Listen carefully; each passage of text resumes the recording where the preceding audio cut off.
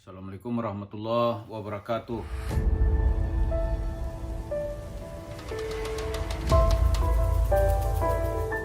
Ya, saya sekarang susah, nggak punya rumah, gontang-lantung, jadi nggak ada usaha. Usaha saya dulu kan di Jakarta, sekarang saya udah pindah ke Batam.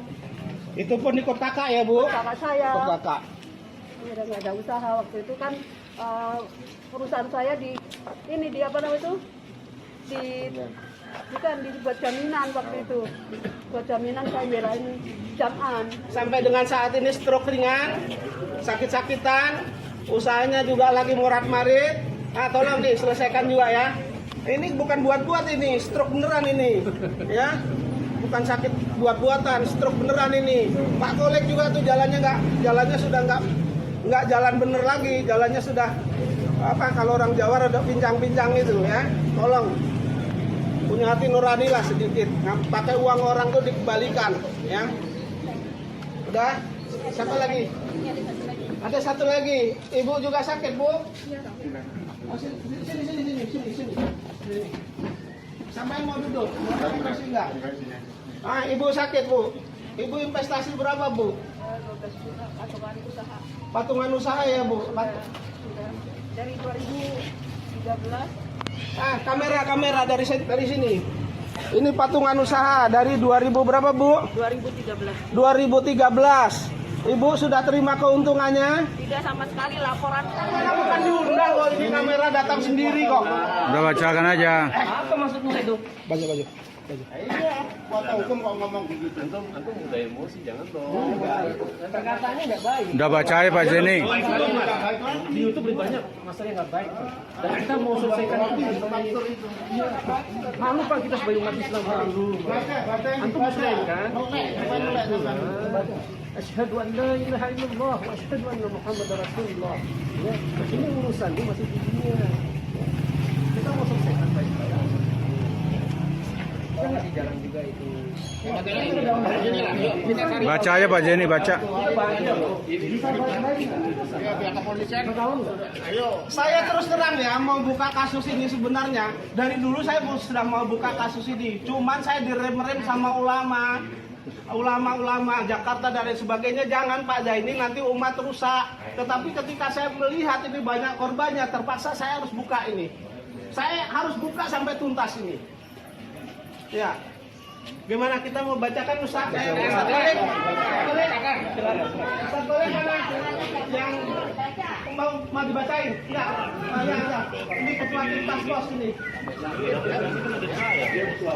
Beliau ketua. Dibacain siapa? Sampai datang ke sini. Korban. Apa saya bacakan? Ya Pak Jeni. Nah, ini Bismillahirrahmanirrahim. Surat pernyataan sikap investor batubara Jabal Nur dalam kurung JBN Jamaah Masjid Darussalam Kota Wisata Cibubur. Assalamualaikum warahmatullahi wabarakatuh. Yang bertanda tangan di bawah ini kami Muhammad Nur Kolik, Ketua Tim Task Force Investasi Batubara Jabal Nur JBN Jamaah Masjid Darussalam Kota Wisata Cibubur. Dengan ini menyatakan sikap sebagai berikut. 1. Kami minta Jamaah Nur Khotib Mansur alias Yusuf Mansur untuk mengembalikan seluruh dana investasi batubara Jabal Nur JBN Jamaah Masjid Darussalam Kota Wisata. 2. Kami meminta Jamaah Nur Khotib Mansur alias Yusuf Mansur melakukan mubahalah atas kebenaran pernyataan yang menyatakan investasi batubara Jabal Nur JBN Jamaah Masjid Darussalam itu hoak. Dia mengatakan. Kemudian Jamaah Nur Khotib Mansur alias Yusuf Mansur tidak pernah presentasi bisnis batubara di Masjid Darussalam Kota Wisata Cibubur. C. Jamaah Nur Khotib Mansur alias Yusuf Mansur tidak pernah terlibat dalam bisnis batubara dengan Jamaah Masjid Darussalam Kota Wisata. Pemirsa, seperti yang kita kabarkan pada video sebelumnya bahwa masa investor dari berbagai kegiatan Yusuf Mansur, apakah itu sedekah tanah, patungan usaha di Jabal Nur Cibubur, dan TKW-TKW Hong Kong yang dirayu untuk membeli hotel. Seperti yang kita duga, Yusuf Mansur itu kabur. Jadi orang datang, dia menghilang. Kabarnya yang kita dengar, pertama ada yang mengatakan dari pihak security, katanya tiba-tiba dia ada urusan ke Yaman. Urusan apa ya? Dikasih tahu baik-baik orang mau datang, dia katanya urusan ke Yaman. Mau nyumbang Hutsi yang Syiah apa? Atau dia menjadi sukarelawan untuk doain biar menang di Yaman apa begitu? Tapi ini tiba-tiba nggak mungkin dia ke Yaman. Ngapain? Yang kedua ada yang bilang dia lagi ke Banten. Ngapain ke Banten? Ada yang bilang dia lagi ngumpulin dukun-dukunnya. Ah, ngeri kali nih si Ucup nih. Ada yang bilang dia mau minta kekuatan kepada Dedemit. Kita juga nggak tahu Dedemit itu apa.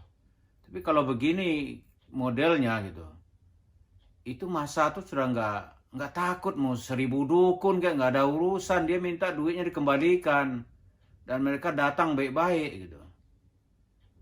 Emang orang takut apa? Nanti kalau begini Yusuf Mansur dia jadi musuh publik. Kalau jadi musuh publik ya ngeri tuh. Di mana-mana orang berhak mengambil tindakan nanti. Coba ya Yayasan 5 Pilar yang diwakilkan atau orang tuh meminta supaya diuruskan gitu. Ya kita kirimi surat secara resmi. Ya pihak kepolisian bahwa kita akan ada beberapa orang akan meminta datang ke rumah Yusuf Mansur secara damai, ya, peaceful movement gitu. Kemudian ada RT RW kita kabari. Justru ini nggak tahu nih kok tiba-tiba dia tuh kabur. Padahal sebelumnya kan dia mulutnya bacotnya kan kemana-mana ini ya. Kalau perlu duit datang aneh di rumah, aneh gak kemana-mana. Ini orang datang. Nggak ada berani dia. Coba tuh pendukung-pendukungnya yang ngaku-ngaku itu guru kita semua.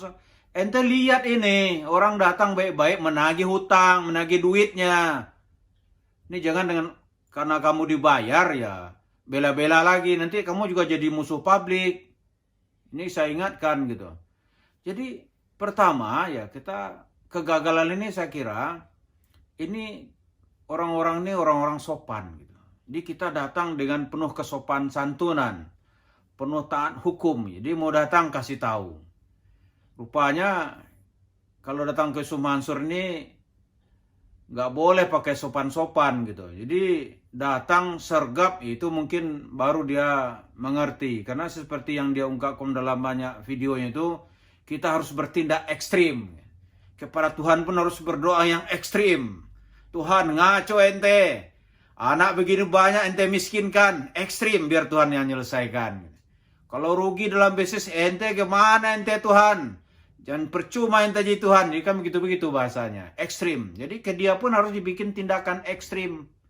Kalau tindakannya normal-normal, nggak ngaruh ke dia. Ente kagak ngerti aneh. Begitu dia ketawa-ketawain kita ini. Saya yakin nih di tempatnya dia ketawa-ketawa nih.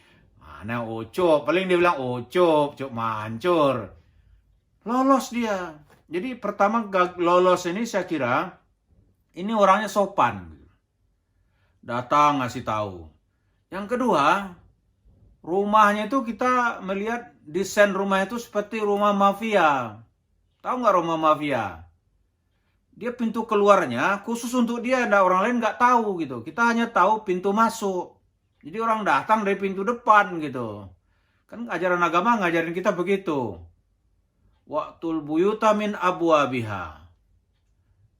Datanglah kamu ke rumah itu dari pintunya. Kita tahu pintu depan gitu. Nggak tahu kita pintu yang belakang, yang mana. Nah itu Ucup sini yang tahu. Itu sudah dirancang. Jadi kalau ada apa-apa, dia rupanya dia tahu dia nanti dengan kelakuannya ini akan begini gitu. Nanti orang datang ke rumah kemana? Kalau polisi datang bagaimana? Ini cara lari gitu. Nanti kalau masa gerombol-gerombol yang datang kemana? Kalau 1-2 orang cukup satpam yang hadapin. Cukup satpam. Tapi kalau banyak begini, dia kabur gitu. Dia udah hitung, pintar nih orang. Nah, ini mengingatkan kita, kalau cerita begini, Mansur, bagaimana dia menempatkan agama? Saya bingung kalau begini nih, bingung saya. Agamanya kemana dia tempatkan? Orang datang baik-baik, dia kabur. Nanti dari tempat persembunyiannya dia menggonggong gitu. Minta aja duit ke aneh, kalau segitu mah 1 juta aja dia nggak mau keluar gitu. Kalah dia di pengadilan nggak mau dia bayar. Nggak, dia nggak mau bayar. Paling tinggi 1 juta, orang minta ya ada 10 tahun, 12 tahun gitu. Gantilah dengan yang agak wajar. Nggak mau dia. Tapi di mana dia bilang, oh kalau butuh duit itu ente datang ke rumah aneh. Aneh nggak kemana-mana. Nah, hari ini orang datang. Mana dia? Kabur dia. Dia mungkin, ya kemungkinan kita itu dia mungkin lagi ngumpulin dukun-dukunnya, kita nggak tahu. Karena ini kita tempatkan Mansur ini seperti seorang mafia. Para pemirsa mungkin masih ingat ya, dalam cerita-cerita mafia itu, cerita mafia yang agak besar itu, dari tahun 90-an itu namanya Pablo Escobar. Pablo Escobar itu kartel narkoba, kemudian dia pengekspor barang-barang terlarang ke Amerika, tapi hukum di Kolombia tidak bisa menjamahnya. Setelah dia menjadi musuh publik, baru dia tuh dicari di mana-mana. Akhirnya apa? Pablo itu mati tertembak. Uangnya banyak sekali. Dia untuk mengusir dinginnya malam tuh dolar tuh dia bakar gitu, saking banyaknya duitnya. Terus begitu tertembak, duitnya di mana? Oh, banyak sekali ditemukan harta karun Pablo. Dia nyimpan uangnya di gua-gua, gitu. Di rumah-rumah orang nggak tahu tuh punya duit banyak. Nah, Mansur seperti itu nggak nanti? Karena orang kan melacak kemana-mana. Dia percuma lah datang, lari kemana, minta perlindungan, nggak ada. Hukum nanti tidak akan melindunginya. Semakin banyak orang menuntut hak-haknya, kita kira, dan kita yakin itu, nggak mungkin lari kemana. Ngumpulin duit, anak menjadi presiden, tapi melakukan penipuan di mana-mana gitu. Kan benar itu yang saya bilang berapa yang lalu. Dia tuh Abul Kadzab. Bapaknya para pembohong. Nipu dia di mana-mana. Karena riwayat hidupnya itu riwayat hidup sebagai seorang napi. Di otaknya itu masih sekian 80% kalau menurut psikologis itu ada bakat atau ada yang residu yang tertinggal gitu. Itu bakatnya. Jadi hari ini terbukti datang orang ke rumahnya dia kagak ada. Aneh kagak kemana-mana. Mana lo kagak ada? Gak ada. Orang datang baik-baik. Ada yang dari Gunung Kidul, dari Jawa Timur. Dia datang baik-baik ya. Anda masih dianggap ustadz sama dia. Tapi kalau mayoritas sekarang orang nggak mau anggap Anda ustadz. Gimana? Masa seperti ini gitu? Diajak mubahalah nggak mau. Alasannya Anda nggak bisa meninggalkan safari dakwah. Diundang oleh pengadilan untuk memberikan, dipanggil oleh pengadilan untuk atas tuduhan yang dituduhkan ke dia. Dia ngacir ke Sumatera Barat sana, ke Minang sana, mau bikin pesantren. Dia katakan, Anda ada masalah. Oh, itu khilafiyah. Apa ini orang ini? Puannya punya rumah tahfiz 14.000, apalagi nafis orang. Terus gimana duit masyarakat yang dipakai ini? Nggak bisa. Jadi saya kira ini tugas besar ya. Tugas besar bagi umat Islam. Bagaimana membersihkan Islam dari manusia-manusia seperti ini. Nggak bisa dibiarkan. Nggak bisa. Kalau hukum formal tidak bisa mengejarnya, nanti orang-orang masing-masing mengambil hukum di tangannya sendiri. Nanti kan repot kalau begini. Jadi Mansur, ya gentle lah Anda ini. Datangi, tunggu orangnya. Karena hari ini gagal, itu bukan berarti berakhir. Besok-besok akan datang lagi, tapi nggak akan ngasih tahu lagi udah. Anda akan digeruduk dengan cara masyarakat sendiri. Nah, saya bukan ngancam ini. Tapi ini begitulah yang terjadi. Kalau tensi masyarakat makin marah, udahlah, lebih baiknya Anda selesaikan dengan baik-baik gitu. Lari-lari. Yang bertanggung jawab bukan hanya Anda loh. Anakmu, keluargamu, istrimu itu bertanggung jawab. Kenapa? Karena uang tuh mereka sangat menikmatinya. Jadi orang mau tanya sekarang ini. Satu nggak terbayangkan oleh saya itu tuh. Karena saya kan nggak ikut ya. Ini Pak, ini di rumah tempat dia tidur ini ada ini jerih payah kami, ada uang kami ini gitu. Oh iya, iya. Ini dibangun-bangun ini ada ini hak-hak TKW yang dia tilap gitu. Ada ini jemaah-jemaah sedekah yang dia perdaya gitu. Nah, ini kan mengerikan sekali. Jadi kita lihat Yusuf Mansur ini seperti menghadapi masyarakat menghadapi Yusuf Mansur ini seperti menghadapi gembong mafia narkoba gitu. Kalau ini mungkin gembong mafia sedekah lah ya. Tapi ingat ya, ada ungkapan abadi gitu. Anda bisa saja bisa menipu seseorang atau banyak orang di suatu waktu.